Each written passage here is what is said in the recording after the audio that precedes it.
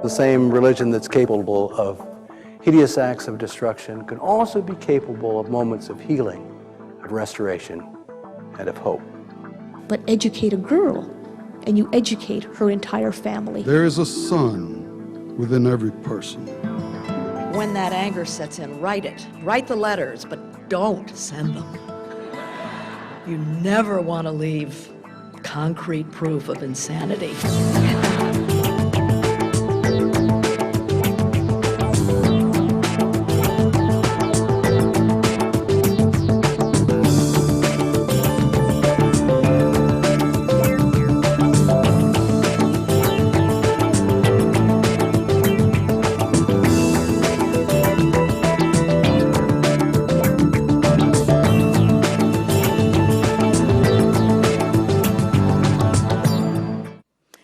So thank you very much for inviting me to be here today.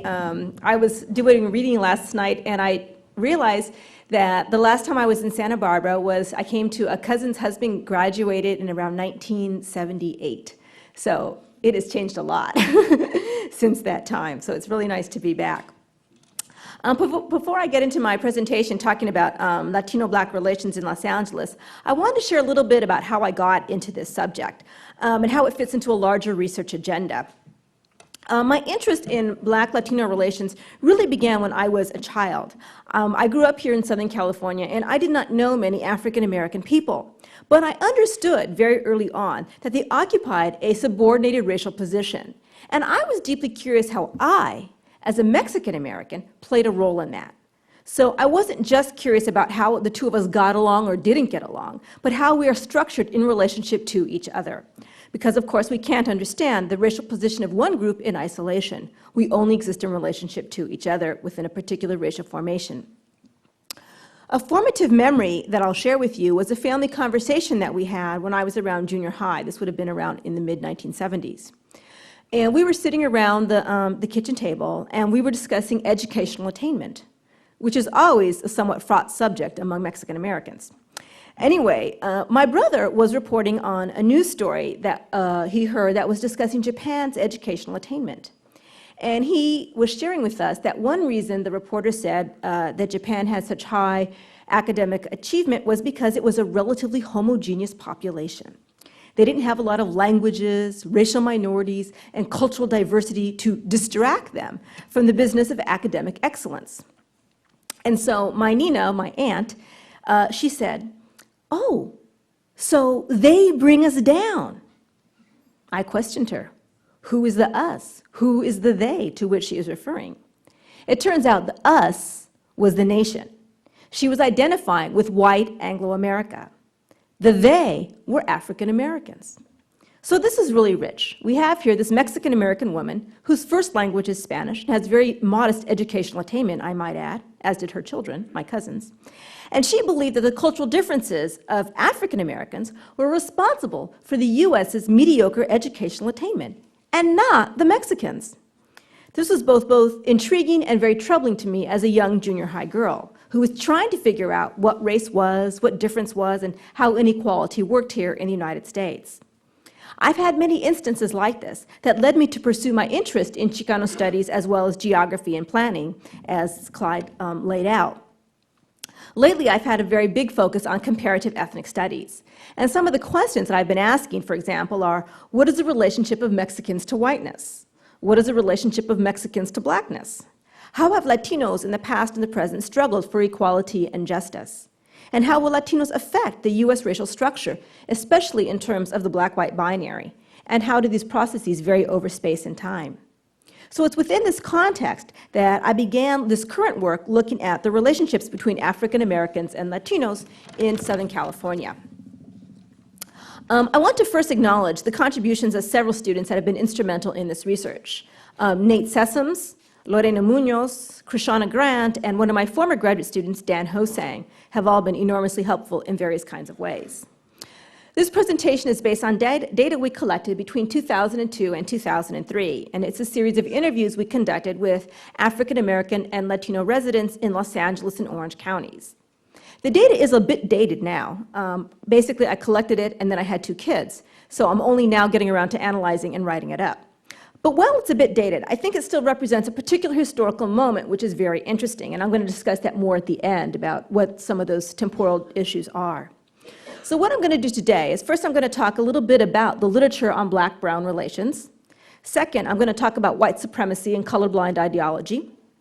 Third, I'll provide a brief overview of our findings about the interviews we did. And fourth, I'm going to show how blacks and Latinos have themselves adopted elements of a colorblind ideology in their views of each other. So let me now turn to Latino-Black relations.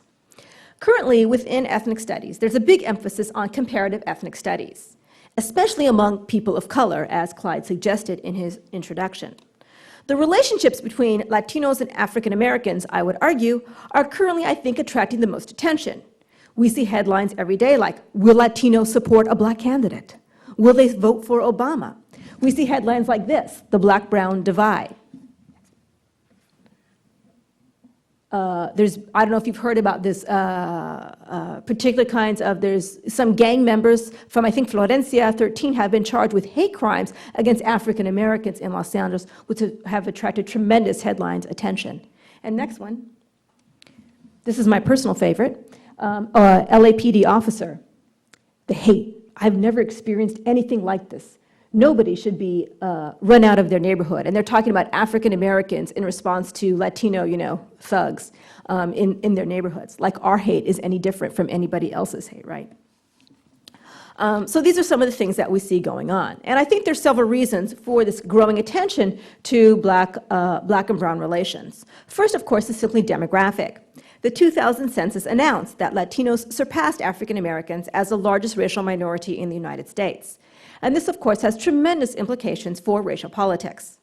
Will blacks and Latinos and other people of color unite against white supremacy and racism? Will Latinos seek to claim whiteness and participate in the racial domination of other people of color? Will Latinos forge some other third space that we don't quite know what it is yet, that SOR that exists on the census, some other race? There's also the geographic, I think, reasons for this growing attention.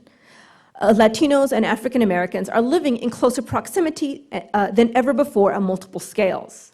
So, for example, at the urban scale, we see this in South Los Angeles, where African Americans and Latinos are, that area that used to be known as a primarily black space is now 50% Latino throughout most of the area. We also see this at the regional scale, such as in the southeastern United States. This is leading to whole kinds of new relationships, both cooperative, conflictual, and as well as interdependent. The third reason for this growing attention, I believe, is the immigration debate.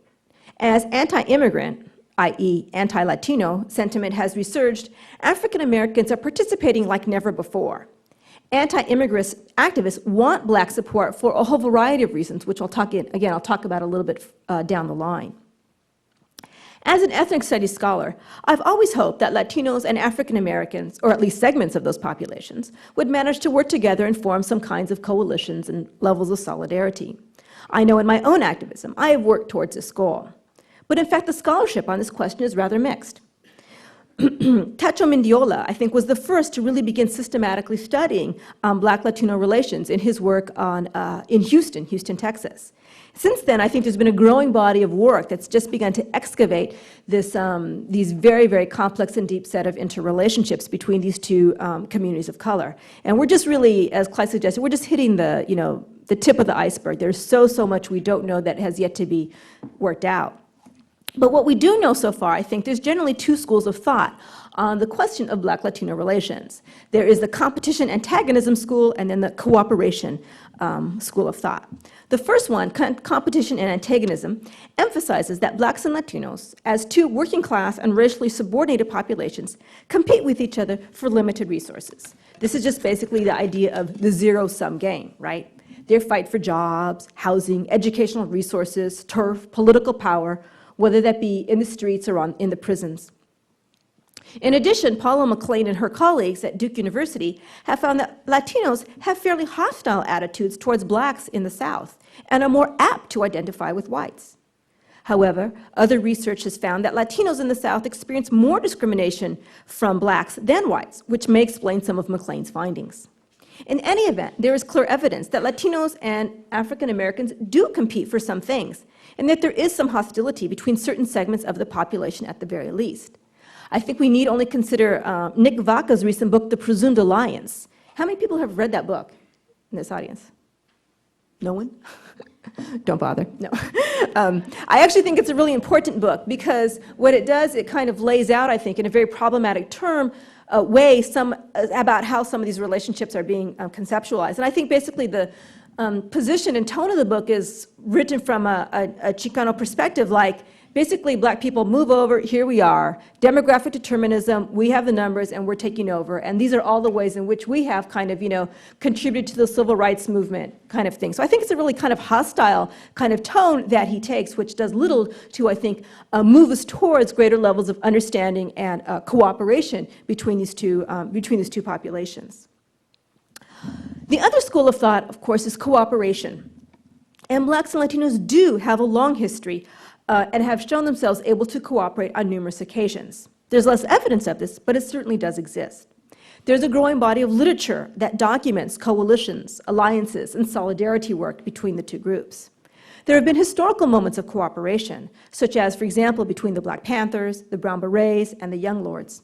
In my research, I have found that these relationships are not always as close as we might imagine, but they definitely do exist, and there definitely is the solidarity there between different kinds of organizations. There's also all kinds of cultural sharing that exists. We see this in music of the hip-hop of today, as well as in the past, the 1970s, for example, the music of war, back to the 1950s and 40s, some of the jazz and other kind of musical innovations that were going on. We see this in clothing, such as a zoot suit, kind of the suit of resistance worn by various men of color. And we see it, of course, in terms of style, such as the lowrider, which I consider to be one of my people's greatest contributions to culture. Wong and Oliver have shown that generally, when people of color live close together, at the neighborhood level in particular, this leads to more supportive attitudes, since they presumably just interact and get to see each other as regular people instead of demonized kind of creatures. Moreover, other research indicates that African Americans tend to be significantly more welcoming and less hostile to Latino immigrants than whites do. There's a number of surveys who have showed this across the country. And this is surprising to many people because as a largely low-income population, most people presume that blacks would be in greater competition with Latinos, yet they consistently are less hostile than whites. Manuel Pastor has argued that African Americans may see Latinos as potential allies, and that might account for the greater sympathy and greater reduced hostility toward this population. Well, this literature has generated some invaluable insights. I also think it's been limited in its vision to date. It doesn't take into account the larger racial formation and power relations in which these groups exist. In particular, the role of white supremacy, which shapes the context for interethnic relations among communities of color. So let me now turn to white supremacy and colorblind ideology. After my water break. There's a lot of talk these days about whiteness, white privilege, which I myself have drawn very heavily from, drawing from the great work of George Lipsitch. But I think there's been less talk of white supremacy these days. And drawing on both Charles Mill and Joe Fagan, I define white supremacy as, here we go, it works, a system of formal or informal rule, socioeconomic privilege, and norms for the differential distribution of material wealth and opportunities, and an ideological rationalization for this framework, which ensures that the white population will systematically maintain their position of power and dominance. Now, I know it's a very wordy, lengthy definition. There will not be a test on it. But what I want you to pay attention to is just the idea of ideological rationalization. This is very key to the whole idea of white supremacy. Now, sometimes my students cringe at the term white supremacy. This may just be something special to USC students, I don't know. But I find it to be a more precise term than racism for at least 3 reasons. First, it allows for the racist behavior of people of color.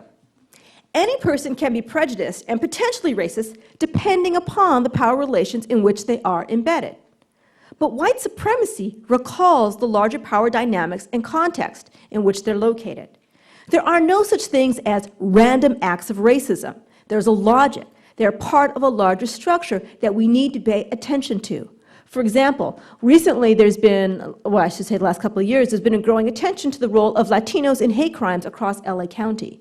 Again, we can't understand this in isolation of a larger kind of racial context in terms of white supremacy and what is happening here. Second, white supremacy refers to a global system. It's essential in an age of globalization to remember that not only do people bring racial hierarchies with them as they move around the world, but it reminds us that the dominant position of whites is not just a US thing, it's a global thing, with roots going back to the 1400s, right? So it's not just, I think I know, certainly in my work, I tend to be very kind of insular, thinking a lot just about the US context, when we need to kind of broaden out that lens to a larger kind of geographic scale. Third, white supremacy puts the agency and action back into racial domination. A limitation of white privilege is its emphasis on whites as passive recipients of societal goods. I shouldn't say it's a limitation, it's one of its contributions, but it also is a limitation when we're trying to understand the full spectrum and range of racisms and how they operate. So what it does is it emphasizes whites as passive recipients, and I'm talking about whites as a group, not as individuals, who systematically deny equal opportunity to various non-white groups. So, for example, this past February, I think it's called on Super Tuesday, there were 5 states who had colorblind initiatives on the agenda. This is not an act of white privilege. This is a very conscious, organized, collective effort to maintain white supremacy. It's a very clear level of agency that whites are taking on for themselves, okay? Very different from white privilege. There's nothing passive about it. In short, white supremacy draws our attention to not only the racial structure of a society, but reminds us that racism is a relationship between the subordinate and the dominant. Now, what I wish to call attention to today in terms of white supremacy is the role of ideology. Ideological rationalization is key to maintaining racial inequality. It's important to realize that white supremacy, of course, has always existed in this country, but its form has changed over time. Earlier, white supremacy was maintained through overt means such as lynching, reservations, genocide, and mass deportations. Since the civil rights movement, it has been maintained in more diverse and subtle ways. And currently, it's being maintained through a colorblind ideology. Now, colorblind ideology refers to a racial ideology that purports to deny the existence of race, racial difference, racism, and racial power. Such a strategy is necessary at this juncture because it is no longer socially acceptable to speak of others in racially pejorative terms. It is not cool to be racist. Thus, we have managed to change the discursive and ideological terrain surrounding racism. Today, people of color can still be demonized and denied equal opportunity, but nobody is considered a racist. Now, there are multiple forms of colorblind ideology. The most famous, of course, is Ward Connerly's Proposition 209, the Civil Rights Initiative, which sought to ban racial identification, and which my former student, Dan Hosang, has written so incisively about, which, of course, has had tremendous consequences for places like the UC educational system. Or I'm sure you've all heard people say, "I don't notice skin color," or "It's not a racial thing." The term illegal immigrant, I believe, is code for a whole slew of racist ideas and practices, which have become completely acceptable because supposedly it's not tied to race. It's tied to one's national origin or citizenship status, which has a different kind of, moral meaning that is completely fine for us to attack and to demonize in all kinds of ways. Neil Gitanda has spelled out precisely why colorblind ideology is so contradictory in what he calls non-recognition. And there's 3 parts to non-recognition. First, there is some characteristic or classification recognizable as racial. Second, the characteristic must be recognized. And third, the characteristic must not be considered in a decision. So, for example, somebody says, "I did not notice that she was brown." Well, yes, you did notice. What you're choosing to say is that it is irrelevant. Now, this supposed irrelevancy is crucial because all racial characteristics exist within a given social and historical context. They have no meaning outside of a racial formation. For example, brownness is not so much a color as it is a set of meanings, albeit one that varies over time and space. One time, for example, in New Orleans, I was called a white girl because I moved to a different space and my body had a different set of meanings attached to it, given that particular regional racial formation. What colorblind ideology does is that it denies these various meanings that are associated with racial phenomena. Now, colorblind ideology functions to maintain white supremacy, because by not acknowledging racism, the present racial structure will be maintained. Nothing will be done to change it, since explicitly racialized policies are untenable. Now, I don't want to suggest that ideology is the only force at work here in maintaining racial inequality. Obviously important is the state, the racial state in particular, which is responsible for such things as creating racial categories, the whole term Hispanic, for example. It's also responsible for disciplining people of color through such things as the prison system, and it's responsible for a system whereby Latinos and blacks are fighting for educational crumbs throughout most of the state. Equally important is our economic system, in which capital is always in search for the cheapest and most vulnerable labor supply. This has tremendous consequences on how groups are racialized and the relationships that ensue with each other. Given these power relations, ideology is still crucial to the creation of the racial formation. Ideology provides the rationalization for such inequalities. Now, Eduardo Bonilla Silva has done tremendous work on this topic. He has shown how a colorblind ideology works among whites, and he's identified a whole series of tropes that people use in what he calls their racial talk. Okay, next one. There's a whole series, he has a different series of tropes, and there's only three I wish to bring to your attention, based on both the work of Bonilla Silva as well as Kimberly Crenshaw.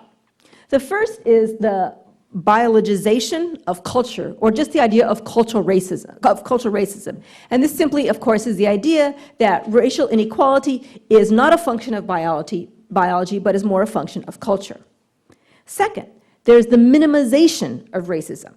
If we downplay the existence of racism, pretend it doesn't exist, then we can quickly move on to our colorblind world that we are so enamored of. And third, there's ahistoricism. Again, if we ignore the history of racial inequality and ignore the fact that it has consequences for today, then we can, again, move quickly on to colorblind paradise. Now, what I want to do is apply some of these ideas to show how they're operating among African Americans and Latinos in their views of each other. So let me now turn more specifically to Los Angeles and what is happening there today. As suggested earlier, Black-Latino relations are attracting growing attention across the United States. Currently, 7 out of the 10 largest cities in the country have Latino-Black majorities. So there are a lot of places that are watching as these relationships unfold. And I think two of the most interesting sites to see what is going on are both the South and Los Angeles. The South is interesting because the Latino population is relatively recent there and has grown at an incredible pace. For example, North Carolina's Latino population between 1990 and the year 2000 grew 394%. Just tremendous kinds of expansion. So many people, as you might imagine, are interested to see how the black-white binary will be altered in places like the South. I think Los Angeles is interesting for the opposite reason. It, of course, has a very long-standing Mexicano population. In fact, of course, it used to be Mexico. Different places have different types of dynamics, and it's uncertain how the outcomes, if the outcomes will be similar or if they will be different, given the different geographies that exist across the United States. Now, while Los Angeles has a very old Mexicano population, it has, of course, also experienced tremendous immigration over the last several decades. Next one. The following table here shows the growth in both the Latino and African American populations over time in Los Angeles County. And I want to really bring your attention to 1970 and 1980. In 1970, we can see that the two populations were relatively proportional, right? We have the African American population was 7.5, Latino population 9.6. Now jump over to 1980. Here's where we begin to see the big shift, right, in happening. African Americans 10.7, Latinos 18.3. By the time here we get to 1990, African Americans are percentile-wise are actually declining from their high in 1980. And by the year 2000, there's actually a numerical decline in the African American population. African Americans have been moving to the Inland Empire, as well as returning to the South in, in very, very large numbers. On the other hand of here, of course, the Latino population just continues to expand at exponential rates due through both immigration as well as through higher fertility rates. So we started off at relatively kind of comparable populations, and then there's been a real kind of shift demographically in what has happened. On the following here, I have some maps that show you how this looks on the ground. The first two maps here are of 1970s. The first map here shows you the African American population. And what you see here, basically the darker the shading, that means the greater concentration and clustering of that population. So we see a fairly heavy clustering of African Americans in what we call South Central Los Angeles. On the other map here, we show you the distribution of Latinos in 1970. Again, big clusterings in East LA, but you don't see the same level of concentration because Latinos had greater housing options by 1970 relative to African Americans who were just beginning to experience greater residential mobility at that time. And so here we have the year 2000. So you see in South Central Los Angeles here, that shading is much lighter, it's much more uneven, showing how there's been basically a dilution of Black concentration in South Central Los Angeles, which is partly a function of outward migration of African Americans as well as in-migration of Latinos into South LA. It's now 50% Latino, South Central Los Angeles. And then the second map here shows you the expansion of the Latino population in the year 2000, and we're basically everywhere. Latinos in Southern California are the only ethnic group that has a census tracts, which are 100% of anything. Nobody else has those at all in Southern California, just because there's so many, and particularly because of the poverty too, there's tremendous concentration of these populations. So Latinos are basically everywhere, very, very heavily clustering in central Los Angeles area, but as you can see, it's everywhere. I think right now the official number is about 50%, but we know, of course, that's an undercount because the census always does an undercount of people of color and Latinos in particular. So it'll be very interesting to see when we have the next census in 2010, what it would be. People are talking about 60%. It could easily be of LA County being Latino at this point in time. So anyway, this just gives you an idea of kind of some of the general kind of demographic, geographic contours of the population that we're talking about. Now, basically, our data suggested a great range and complexity to Black-Latino relations in Los Angeles. The first thing we have to realize is that there is no such thing as any monolithic Black-Latino relationship. Instead, what we have are multiple sets of relationships, depending on geography, class, nativity, generation, and even gender. We saw some interesting kinds of differences. So it's very difficult to talk about any one set of relationships. It's very, very diverse what you see. Second, although the press is full of stories of Latino-Black conflict, we did not see tremendous amounts of animosity in our data. In general, what we found is most African Americans were relatively open and accepting of Latinos. Latinos tend to display a greater range of attitudes, ranging from overt hostility to ones of feelings of deep respect and solidarity with African Americans. Thus, our findings contradict, I think, dominant media images of hatred and hostility. Nonetheless, there were plenty of prejudices and misconceptions and stereotypes that existed between both sets of people. And this is something that I would like to focus on. We were especially struck by the way African Americans and Latinos talked about each other. Initially, we would laugh when we read, like, for example, a Black interviewee saying, "No, I'm not racist, but," and then they begin to complain about some type of Latino behavior or practice. But over time, we began to see a pattern. We saw how the language and ideology of many respondents reflected the discourse of colorblind ideology. And I'd like to give you some examples from each group about how that works. And first, I'll talk about Latinos. Latinos who don't see race. We all hear people say, "I don't see race," or "race doesn't matter." This is basically an effort to position oneself not as a racist. Numerous interviewees used this language and then immediately proceeded to show, in fact, how race did matter to them. Following is a quote from David, a 37-year-old Southern California native who discussed his dating preferences. He says, "I am an equal opportunity dater. As long as a person is cool and fits with the kind of person that I am, I'll go out with them. I don't think I stayed away from any ethnicity until I got older and learned a few things. I have noticed that black women have much more of an attitude, and I don't deal very well with people who have attitudes. And unfortunately, a lot of African American women tend to be that way. It's unfortunate, but that's just the way it is. Now, this is a very powerful example, going back to Gatanda, of how one believes that he or she does not see race, when in fact they do. Moreover, it's very clear that there's a social context to black women.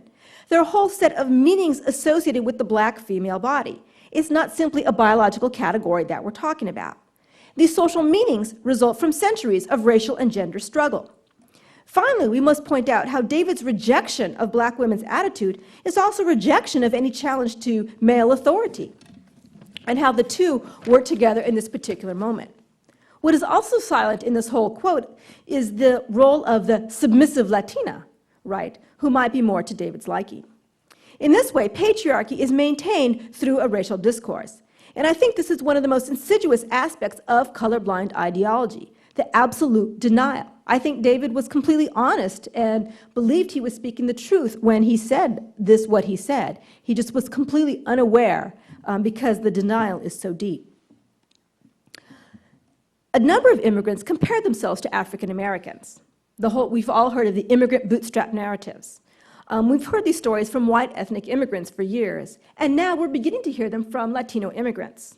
This following quote is from Mavda, a 50-year-old Cuban immigrant. And I should point out there were actually very few Cubans in the interview sample, just because, I mean, there's not that many of them compared to Mexicans and Central Americans in Los Angeles. But hers really stuck out, so I included it for that reason.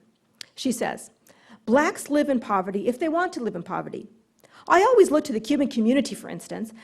We came to the United States with not even a penny in our pockets, and most of us have done something with ourselves. I don't want to live having to rob in order to survive.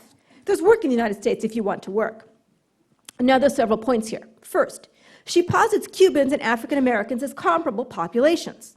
She completely ignores the special privileges where some Cubans were granted when they came to the United States. Cubans, of course, are considered unique even within the Latino population. They're not comparable to the experiences of Mexicans as well as many Central Americans and Puerto Ricans. She's also blind to their distinctive histories and the existence of anti-black racism, which is key to colorblind ideology. Second, the interviewee casts African Americans as lazy and as criminals. There's nothing colorblind about this. This is just plain overt racism. So I think it's important to understand that the colorblind can coexist with the overtly racist at the same time. The immigrant bootstrap narrative, I think, is especially potent coming from a Latina. As people of color, Latinos experience racism and discrimination. So when a person of color compares their success to black unsuccess, I think it's especially powerful and very, very dangerous, versus were it to come from a more privileged white immigrant. So I think, in short, this quote illustrates how some Latinos are oblivious to anti-black racism, even though some of these people might very well be doing the discrimination themselves. This ahistoricism, for example, which we see in the quote from Mavda, in particular denies the legacy of slavery and Jim Crow and serves to block any effort to address the structural inequality which affects African Americans. Let us now turn to how the colorblind operates among African Americans. And there's just two ways I'm going to talk about it today. First is the emphasis on cultural arguments to explain inequality and difference. And second, there's the denial and minimization of anti-black racism, as individuals feel that they're responsible for their own fates. So let me talk about the cultural arguments. A huge issue that almost all adult interviewees talked about was comparing Latino and specifically Mexican immigrants and blacks in terms of work. Few African Americans we talked to were resentful towards Latinos. In fact, they tended to accept this apparent difference and admired Latinos. There was minimal critical analysis that they had about why there were these different kinds of work trajectories. Many African American interviewees described African Americans as complacent, lazy. They used cultural arguments to explain their own marginal position. Now, this finding supports the work of Bonilla Silva, who found that some African Americans had indeed internalized dominant narratives about themselves as lazy and welfare dependent. And I'll share the following quote, which is from an older gentleman who was originally from the South. He says, "Latinos are going to work, regardless of what the price is. All they want to know is if they have a job. If Latinos work for $3 an hour, the blacks are not going to work for that. The Latinos know that in their country, they don't get that every day. They will eat beans for a whole month. See, black people won't work for a certain amount of money because they feel like that is not enough money. That's why Latinos are ahead, because they're going to work. That's why a lot of them come over here, because they feel like there's opportunities for them. Black people ain't going to work for $1.50. Now, it's critical that we unpack this discourse to see how it rests on cultural arguments and the denial of racism. First, there's no acknowledgement of employer preferences for Latino workers, even though there's strong evidence for this that has been documented by such scholars as Neckerman and Johnson or the work of Karen Johnson Webb. Likewise, there's limited understanding of why Mexican immigrants work like they do, sending remittances home, sheer desperation, and things like that. In addition, most interviewees recognize that black people will not work for minimal wages. What's interesting is that most equated this with laziness, and in particular, black people as lazy. Yet almost no native-born people will work for such wages, be they white, Latino, Mexican, or Asian. Thus, it's really much more of an immigrant issue than it is a racial issue. Yet it becomes a racial issue. Blacks are lazy because they won't work for $2 an hour. Since when is it bad to hold out for a livable wage? Haven't we seen such campaigns around whole Southern California, people fighting for livable wages and getting tremendous amounts of public support? Well, not tremendous, but at least some. But this doesn't hold when it comes to African Americans and minimum and sub-minimum wage kinds of works. Finally, this overlooks, I think, a long history of black labor organizing and resistance, the whole struggle African Americans have waged for decent wages and working conditions. And this is a huge issue across the United States, the racial meanings and values we attach to Latino and black workers. The juxtaposition of the labor practices of Mexican immigrants and black labor has become another tool for the continued subordination of African Americans as lazy and for Latinos as happy to work for $2 an hour. And I have to point out, I think this is something that Latinos have readily bought into, because this is one of the only ways that we can appear to have any moral worth to the dominant society that has completely demonized them as illegals and as criminals. This is something that we can proudly assert, yes, we work. Somos trabajadores, right? We can say that with pride. I think there was a study done in Texas, and they asked people, well, what does it mean to be Mexican? And this is one of the things that came out very strong. We are workers. We are workers. This whole kind of work ethic very strong, which is not necessarily a bad thing in and of itself, but we can see the implications of it both for subordinating both groups of people. So something very, very problematic. Another important theme was the idea that discrimination is no longer a salient factor in shaping black people's lives. The following interviewee emphasizes that it really is up to the individual to make things happen. This is a quote from a woman named Coleman, a 40-year-old African-American woman. No, it's personality. When somebody uses race, it's nothing but an old cop-out. They just don't want to admit that they've got a rotten personality. When I was out in the world, you could not get me to look in the mirror at myself.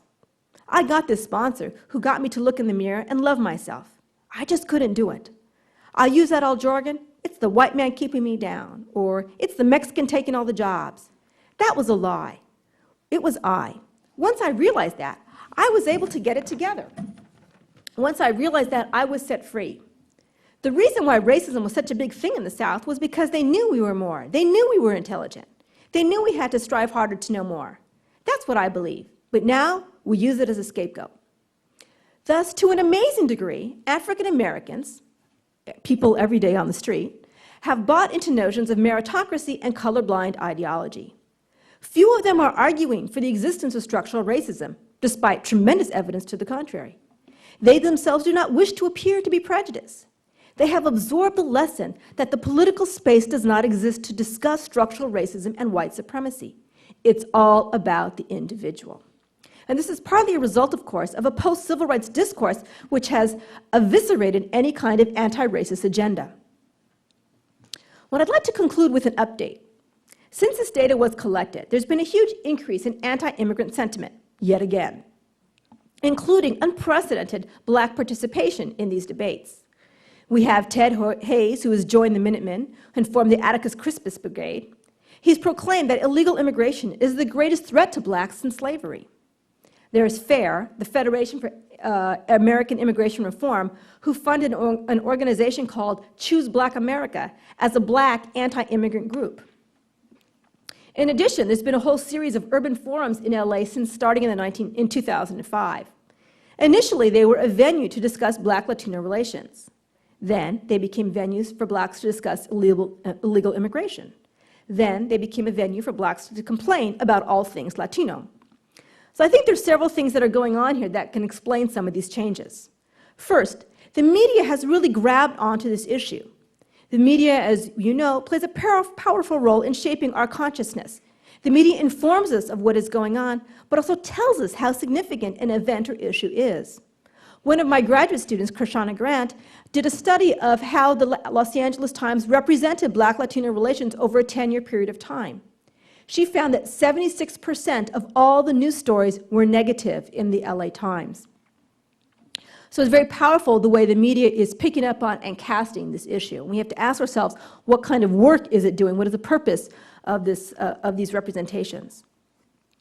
Second, African Americans have been heavily courted by anti-immigrant forces. We can see the powerful work that race does here. The Black body confers moral legitimacy on anti-immigrant efforts. It makes it possible to avoid any charges of racism if, in fact, you have a Black person as part of your team. And of course, this is ironic. The deliberate utilization of Black bodies allows for the production of a colorblind political discourse and ideology.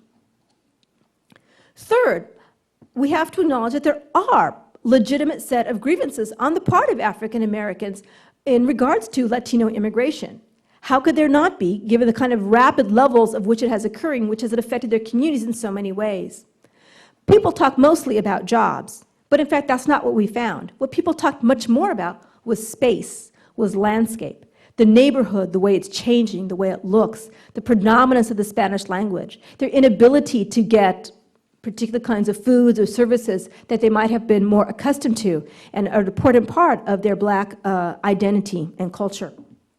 That's what we found lots more tension about. Also, there was a lot of complaints about the householding practices of Latinos. You know, the cars on the lawn, keeping goats and chickens in the backyard, growing corn. Some other African Americans tried to be very sensitive to this, and they realized, well, you know what, a generation or two ago, we were doing the same thing. But there was a lot of complaints around those kinds of things. So space, landscape, the appearance of the neighborhood were really dominant issues, much more we found than jobs. But I have to point out, I think that's unique also to Southern California. In other parts of the country, I think the job issue is much more salient, where African Americans have predominated in the low-wage, both manufacturing and service center for very long periods of time. Over here in Los Angeles, it's been a somewhat different kind of job distribution, division of labor, where Latinos have dominated these jobs for decades.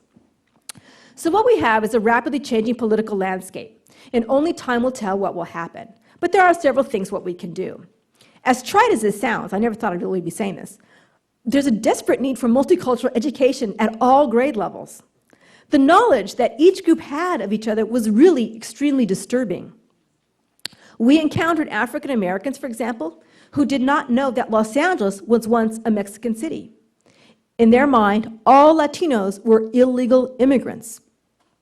I was talking to my colleague Janelle Wong the other day, and she told me they had done a recent survey of both LA and Orange County, and that the population as a whole, what they thought was that 50% of all Latinos were illegal immigrants. That's what they thought. I mean, it's just like so kind of skewed the idea that people have about ideas of citizenship, and so way off in terms of numbers.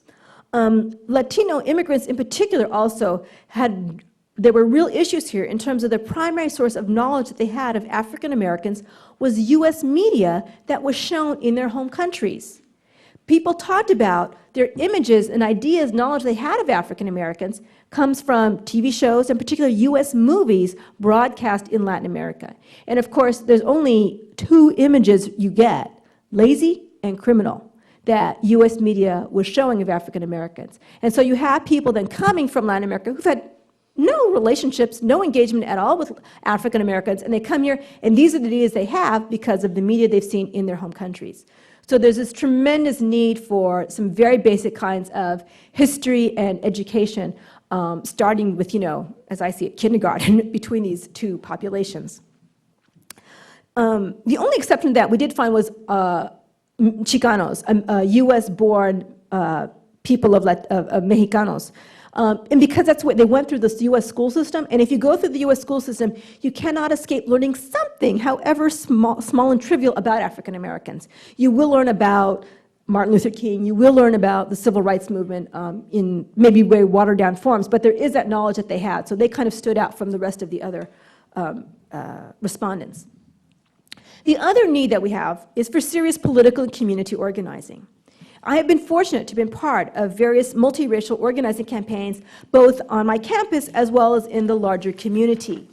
And I have repeatedly been amazed at the transformation that can take place when African Americans and Latinos are brought together and begin to see each other in different kinds of ways.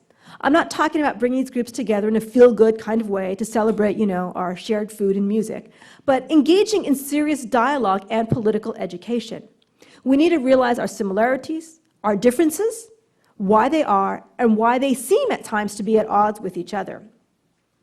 I know at work at USC, which is hardly the most progressive campus in California, nonetheless, El Centro Chicano, which I work very closely with, several years ago began partnering with Black Student Services in terms of recruitment and retention.